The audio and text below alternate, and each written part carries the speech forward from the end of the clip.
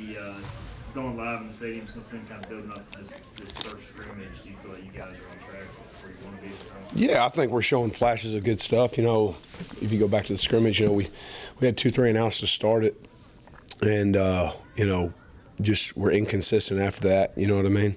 And then today it was probably kind of the opposite. You know, I thought we started a little slow, but then did really well in the move the ball period, and then we did a goal line period, and I thought the ones played really well. But just got to develop consistency, right, which comes with inexperience and things like that, you know, because it's such a tight conference. I mean, all football is, but it's such a tight league. I mean, you can't give up 7 points early in the game that'll ultimately end up being the difference in 1 point or 3 points at the end, right? Okay, just like you can't finish in the fourth quarter poorly. So we got to develop consistency, and with that is depth, but also is experience. And so those guys got to get out there and practice it. You certainly bring a lot of intensity to the practice, just, you know, watching you. Do I? Team. Okay, yeah, all right, So, yeah. do you feel like your players are matching the intensity that you brought out to this point? I hope so. I mean, you know, I was always told as a young coach, you are what you emphasize. You know what I mean? And your players will emulate that. You know, I think we're not a team like we're not going to practice for 3 hours. We're not going to meet for 3 hours. You know, so if we're going to be with them that short amount of time, we want to make sure that we're capturing their hearts and minds. You know, that's our jobs as coaches, capture the hearts and minds of our players, and so I'm going to grab their attention however I can. So I tell you, you know, this doesn't necessarily answer your question, but man, we got good kids, man. We do. They take coaching well. I really enjoy coaching them, and but yes, I typically do bring juice when I can. Coach, when you inherit a new team, new roster, you move somewhere else, how long do you think in your process that takes to fully feel comfortable with kind of knowing what the on-field product's going to look like? Yeah, you know, normally I'd say, I kind of said this the last time, normally I would say it would take a minute, you know, but I'm really the only new coach. I mean, Coach Tron Williams is new, but he's been here before. So, you know, you have so many coaches that were here already that can give feedback and kind of be a sounding board for you for what some guys can or can't do.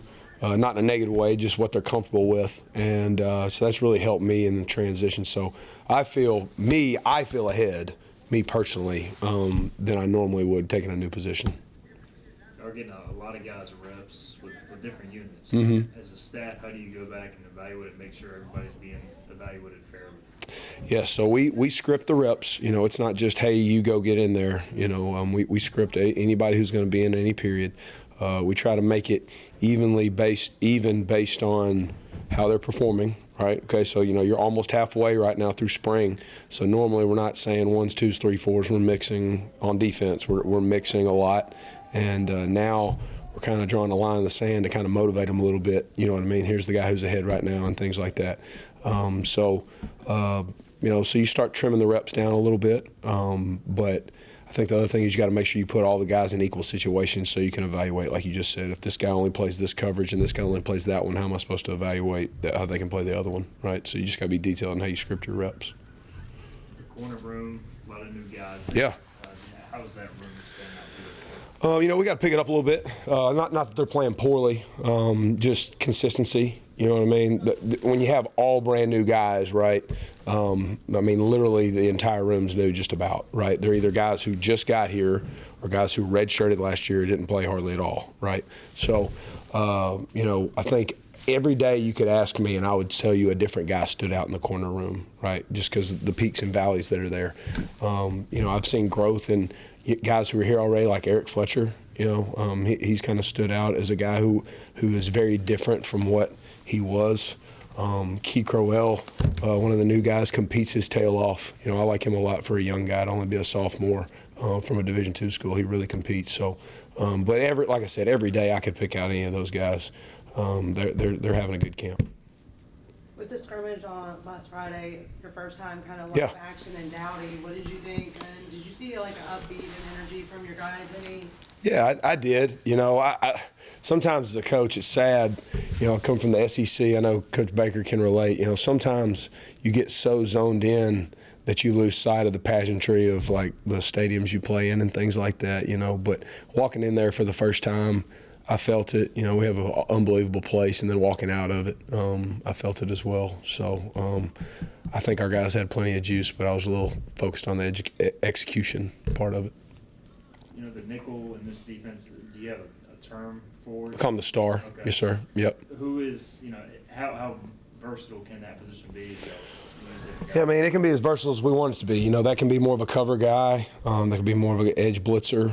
You know, there's times where we might put a bigger guy in there if you're going to face more of a 12 personnel team and things like that.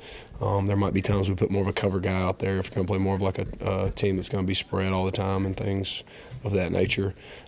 We've been mixing and matching a few guys at that spot. I think we have some guys who aren't repping it right now who could also do it down the road. I really just don't think to do that in the very first spring would be fair to those guys to move them from whether it be the corner room to that spot or the high safety room to that spot. So we're rolling with those guys we have right there. And that you know, they've had some quality practices. You know, I thought that room had a really good day last Thursday. They made some plays today as well. But that's got to be a dynamic room. I mean, it's a primo position. Like, kids in our defense will want to play that position because it gets to make a lot of plays.